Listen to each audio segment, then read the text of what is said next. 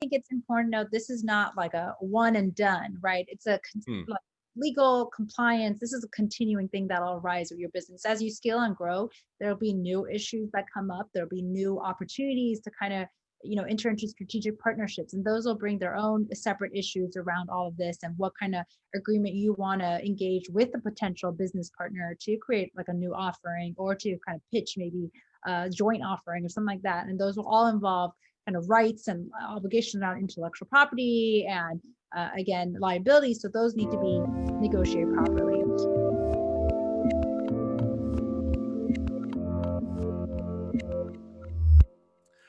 Hey everyone, this is Devin Miller here with another episode of The Inventive Journey. I'm your host, Devin Miller, the serial entrepreneur that has built several startups and into 7 and 8 figure businesses, as well as the founder and CEO of Miller IP Law, where we help startups and small businesses with their patents and trademarks. And today we have another great expert episode, and it is, and I'm already worried I'm going to mess up her name. And she told me before, and I asked her, and I'm still worried. Morvareed. Salehpour. I know I killed it, but that's as close as I could get, and she'll be able to correct it. But she's going to talk a little bit about, I think, a person after my own heart, lawyer, law stuff. We're going to go over a little bit about things that businesses need to know with regards to contracts and agreements, and we'll try and make it as interesting as we can. I know lawyers are typically boring, but we'll make it interesting. But, this can be everything from contracts to tech agreements to how you set up things with founders and vendors and employees and referrals, and some of the things that people don't oftentimes think about enough with agreements until you're already facing those issues or they're too late. So with that much as of an introduction, welcome onto the podcast. Hi, Devin. Thanks for having me. So, yeah, I'm Morvareed Salehpour, and I am a business and tech lawyer. So, I'm happy to be here. I work with startups, entrepreneurs, and businesses. Have over a decade of experience and work with them to make sure that they set up their businesses the right way and have the right agreements with founders, with consultants, with vendors, with strategic partners, anyone they're transacting with. So, and I think that's great. So now give us just a 2-minute, kind of background, education, how long you've been doing this, why you know what you're talking about and why people should trust you. And then we'll get into the a little bit more of the expertise portion. Sure. So I, wanted to be a lawyer since I was 8, worked towards that, went to, law school, did the big firm thing. So I worked with, over 1,000 attorneys, international reach, working with Fortune 100 companies. I worked on the Madoff Ponzi scheme recovery team while I was in law. So lots of interesting work. I did that for about 8 years. And then about 3.5 years ago, I left the big law firm corporate world and launched my own law practice, working with, small and mid-sized businesses, startups, and entrepreneurs to help them with that same level of expertise, but at, being a small business, much better rates. And I'm able to really both provide them big law kind of level of experience, as well as a personal relationship and a personal kind of knowledge of what it's like being an entrepreneur, since I'm an entrepreneur business owner as well. So I have personal hand experience about the different considerations that go into play. No, and I think that's a great background. I think it sets the stage up well. So now let's dive into a bit on the expertise portion or that part of the episode. So we have, typically, in my experience and, as a lawyer, but on a different area of expertise, people oftentimes, at least from my perspective, let's say take patents and trademarks, and too often they don't think about it until it's kind of an oh crap moment. They get that cease and desist letter, or somebody else takes their trademark or comes out with a similar patent, and then they're saying, oh no, what do I do? And then they come to my office, and by that time it's oftentimes too late, or it's a lot more time, money, and expense to try and do it. It's a less of an outcome. And so my recommendation is always, hey, even if you can't, even if it's too early, it's always easier to go and at least get an idea or a strategy or a roadmap, so to speak, of when you should be thinking about things, so that you're approaching them at the right time and you're not getting to that kind of oh crap moment. But with that, one of the things that I think that people, in addition to patents and trademarks, often overlook is agreements. And sometimes they won't do any agreements, which certainly causes problems, or they'll go online and they'll find out, they'll type in founders agreement, and they'll find something that, oh, this looks good enough, and they copy and paste it, both of them sign it, and they never look at it again until somebody's suing the other person. I assume that's not a good idea. Is that my assumption correct? Yes, definitely. So that is often a way that businesses get into really bad trouble and a lot of disputes arise. So it's important to kind of have those tailored contracts in place from the very beginning. Hmm. And it is very, I've seen a lot of situations where people have either, like you said, entered into some kind of oral arrangement, have just cut and paste something that they found online, or if you're dealing with a vendor or partner, someone has put together their agreement and then just given it to you and you've signed without reviewing Hmm. and negotiating anything, and these are all very problematic. There are situations where founder disputes are common. People are pushed out of their companies, and they don't have the ability, they have less ability to kind of protect themselves because the right agreements aren't in place there.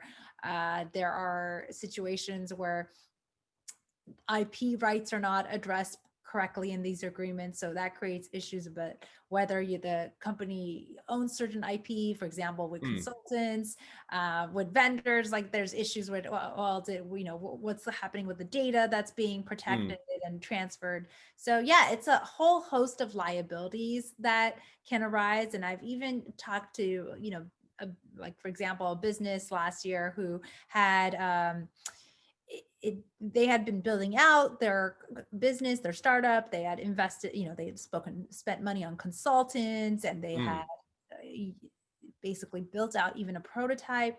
But their business model, when they spoke to me, was illegal. So they had actually spent this time and money Whoops. working out a business that had nowhere to go. And that's not Hmm. a situation you want to be in. So I was telling them, like, come to me as early as possible. Like, we can go through your business plan. I can kind of give you feedback, and we can make sure that you are actually growing a real business. No, and I think that's certainly important. And I think that that's oftentimes you think, it's probably fine.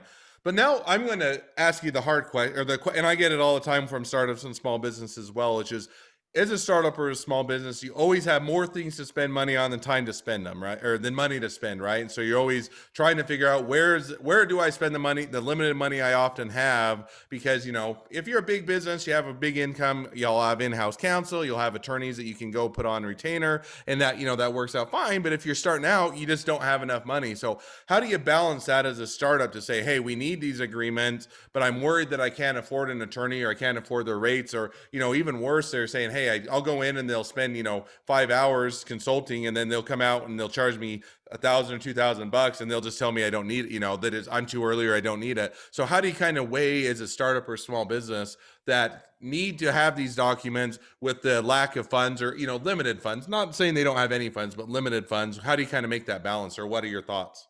Yeah, I mean, well, first of all, I doubt there's ever going to be a situation where someone's going to say, you don't need any of these agreements. You're good. Like, no, you definitely. And the way it is, you need to start thinking about both law and tax are things that you need as a new business to be budgeting for. So these are Hmm. things you need to prioritize in your budget. And then, for example, I'll work with, clients who are, new startups. We can create a priority of things that need to be done. These are Hmm. all these are all things that need to be done. We may not have to do them all straight away month one. Prioritize, create a list of 1 to 10 of the things we need to do. We'll do 1 and 2 that are immediate, most important. We'll do them this month. And then, Hmm. 3 or 4 months down the line, we'll revisit and do 3 and 4. So that's a way that you can kind of spread out the cost Hmm. of what needs to be done, but you're actually getting things done and working on creating a real business, scaling it, and setting it up for investment, because no investor is going to want to invest in a business that doesn't have agreements in place. So That's now why. taking that as almost the initial jumping off point. So let's say you have those top 10 priorities, and I know every business is a bit different, but if you're to say generally, and I know attorneys hate to talk in generalities, but I'm going to force you to anyway. Generally, what would be, the top 1 or 2 things, if they could only start on 1 or 2 things, because it's better to start and at least get some things in place than to have nothing in place. So what would be the typical startup or small business? What would be the first couple things that they should start to look at or start to consider? Yeah, I mean, there are the key agreements to their business that they need to be, those are things that they need to actually invest in. So, if they're very early setting up, the founder agreement is going Hmm. to be important. That's going to be important. So Uh, now I'm already going to interrupt. So what is a founder agreement, or what, people don't know what that is. What's an easy understanding explanation of what a founder agreement is? yeah, and the specific structure of it will depend on the, but basically it's in general the agreement that is between all the people who are the actual founders of the business, and it includes the rights and obligations of everyone and how they're involved with the business, how, what they have to do, what rights they have, what happens if someone needs to be leave, which that need to be negotiated, and Rosie founder agreement. In addition to that, the other kind of important documents that any startup needs to be doing is, for example, this is a key document, is whatever agreement that they'll be using with their customer or client, whether it be B2B, make sure that agreement, for example, I deal with SaaS companies. Getting that SaaS agreement put into place and strong, that's important. It's something you're going to be using over and over. That's an important investment. Similarly, if you're a B2C, get that terms of service set up strongly. That's important. The privacy policy is important. Hmm. So I'm going to give a couple. So just for people that don't know, or all the acronyms, which SaaS is software as a service. So that would be, hey, if you're basically selling as a service, your software, right? You have a platform, you have a subscription model, something in that nature. You'll want to have that agreement in place. And then B2B is business to business. And so that's more if you're working, your business is your clients of your business is other businesses. You'll have one company, one type of agreement. If you're more of a B2C, which is a business to consumer, then that'll be different. So, B2B, B2C would be more of, your Netflix or your, something of that nature, to where you're streaming and that your end customer. But even Netflix also has B2B agreements, which is all the networks where they get all the content and all that, and movies and that. Those are the B2B agreements. And so there's always, a lot of times, there's more than one type of agreement. So, so we walked through a few of them. Founders agreement, and that one kind of outlines, this is how founders are set up. This is how your decision making is going. This is how you're going to be able to, if you have a tie voter, how do you spend your money, or how you make your money if you get dividends, and how all of that is laid out. And it's usually, you write it, you put it in a drawer, and nobody looks at it again until you have a dispute or an argument. But that's when you need it, right? That's when you're going to say, okay, we no longer agree. We want to dissolve the company, or somebody wants out, or something isn't going right. That's when you pull it out, right? Yep. Mm-hmm. So now, let's say we got the perfect founders agreement, and I don't know that there is a perfect agreement, but a really good founders agreement. We get our, the different agreements in place for terms of service for your B2B, your B2C, whichever your model is. So you have those in place. So now, what is it? Let's say now we have all those in place, and we start to hire. We start to hire, whether it's independent contractors, we have vendors, we have employees. What are some things to consider? How do you start to figure out the different types of agreements you need as you start to grow and expand? Yeah, I mean, one of the ways a lot of businesses initially scale is consultants. So those consultant agreements are another important thing that you need to get a template put together, and that's something, again, that it's important investment you're going to be using over and over. As you scale into employees, get those employment agreement templates kind of put in place. That's, again, something that you're going to over and over, or depend kind of kind of figure out if and what that those are kind of issues with that side. And then as a tech business, you are going to have multiple vendors. Tech businesses are connected to the cloud. They deal with data. So these are important issues. You're going to be kind of facing these from the very beginning.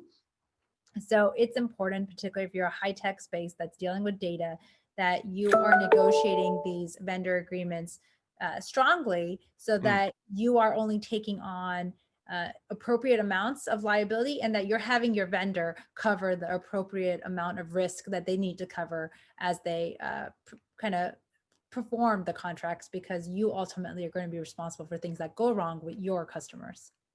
No, and I think that's certainly helpful and insightful. So now let's break it down just a little bit. So we kind of talked about three different types of agreements, which is, one is a vendor agreement, one is an employee agreement, and one is an independent contract agreement. All three are three different types of agreements and cover different things. But if you're to simplify down, so everybody that's not a lawyer, that we are talking back and forth, what are those type of agreements, or really what is a nugget, or what are you trying to accomplish with each one of those agreements? Yeah, I mean, with any of these, you're really trying to protect your business interests and limit your legal risks. So, with, for example, the vendor agreement, you're wanting to make sure that what you are basically, you're going to have everything's going to be secure, right? It's going to be you're not going to have cybersecurity issues. You're not going to have data breach, data privacy issues. That's all very important with any of these vendors. And those are things that are why it's so important to negotiate those carefully, because you're ultimately going to be responsible for data breaches, cybersecurity issues to your customers. So you need to make sure your vendors are appropriately kind of obligated and have their feet to the fire there. Consultants, it's important with consultants employee, it's very important to protect the actual assets of your business, which for any tech business and many other businesses, including, for example, media entertainment, it's intellectual property. Intellectual property is the most important asset. And it doesn't stop as just, registering this, getting the patent, getting the trademark, getting the copyright. You actually have to protect it in your day-to-day transactions with different parties that you are engaging with. And that means you need appropriate consulting agreements in place that have appropriate IP and confidentiality provisions, same with employees, same with vendors. These are just ways, because if you register something and then you start really like sharing it out and not keeping it confidential, well, you're going to have issues. And keep in mind, there is a whole scope of information that is not technically able to be registered as a patent or a trademark. It's trade secret. So the only way you're going to, preserve trade secrets is by contracts and by, policies within the company. Hmm.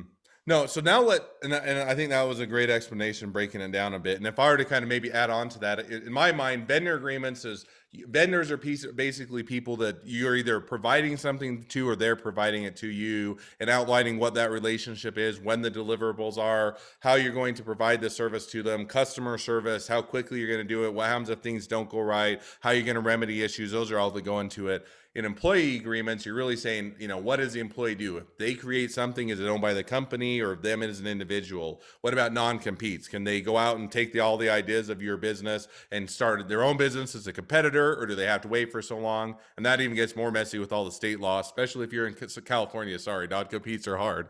And then, independent contractor agreements, and that one's one that people often think, oh, I'll just go pay an independent contractor. They'll do some work for me. But then you get into ownership issues, right? Of who owns what. So does independent contractor make something for you? Do they now own it? Do you own it? Do they have co-ownership, or how does that work? And that can often get messy. So one thing that I always found, and I would, I'm guessing you would probably say, is attorneys always love to share war stories. So without breaking any attorney-client confidentiality by any means, I'll share maybe one of my best war stories, and maybe you can share one of yours.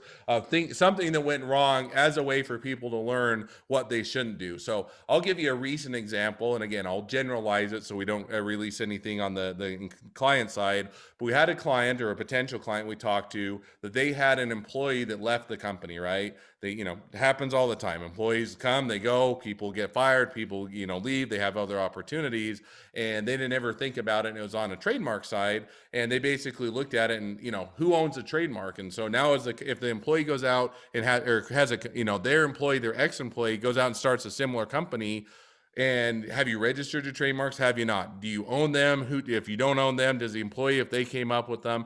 And it raised all these different questions as to, I've got an employee that now just left the company. What do I have an agreement in place, or do they have a non-compete? And it was kind of now having to sift through what level of protection they had. And if they'd already had that in place, it makes it a lot easier conversation of, okay, this is how long they can't compete with this. Who owns this, and what do they have the rights to? And it enables to give you that. So there's my generalized recent horror story, but maybe what are some of the other horror stories is to give people an idea of what they're trying to avoid? Yeah, I mean, I've done things like that where agreements and, former employee, I've seen them take hard. It's definitely a big issue.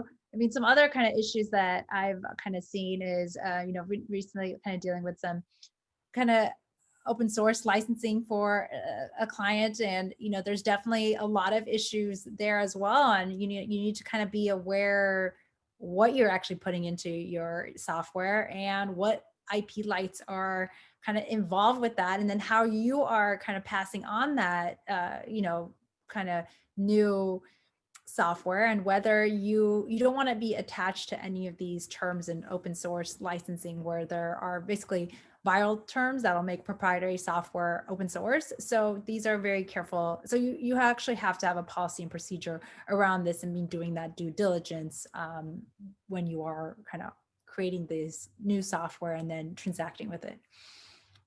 No, and the hard thing I always think, and I've been on both sides. So I've done startups and small businesses as well as running my own law firm, and it becomes a bit overwhelming, and almost to the point we started out is you don't have enough money that you can't just go hire an attorney full time, and then you're always worried.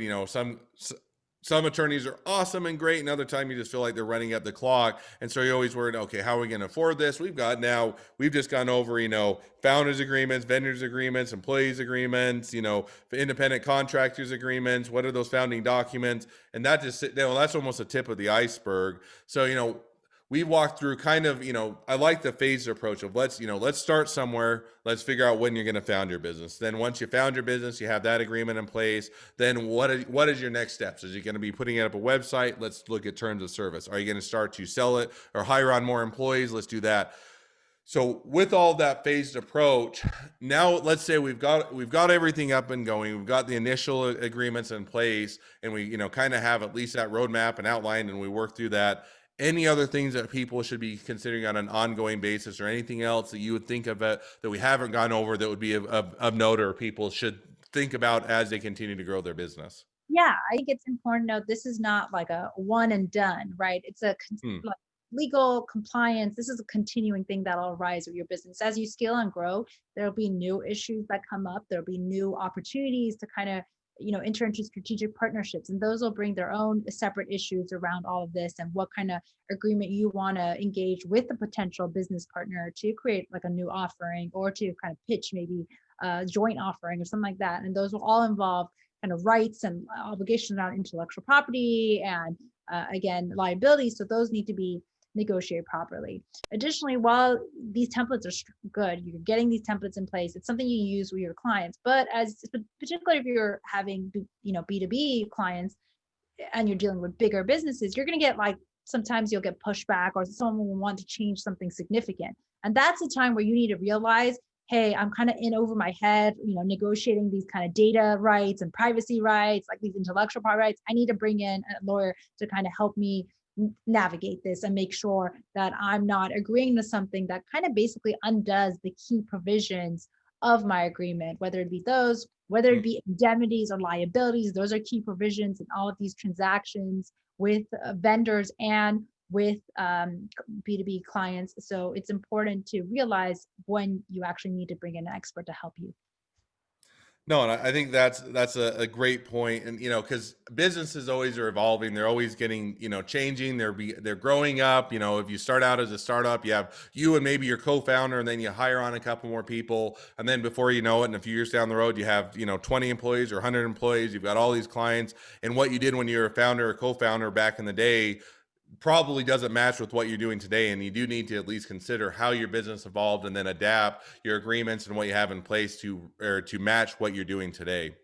So I'm sure we could go on, and people would find it interesting, or maybe find it really boring, because we've already talked a half an hour, but I think it's been interesting, at least from my end. But now, if we were to say, we've got all these things, we can't cover every type of agreement all today. If people want to reach out to you, they want to find out more, they want help with their agreements, they want to get some strategy, get that roadmap, any or all the above, kind of what's the best way to reach out to you, get more information, contact you, and get things going?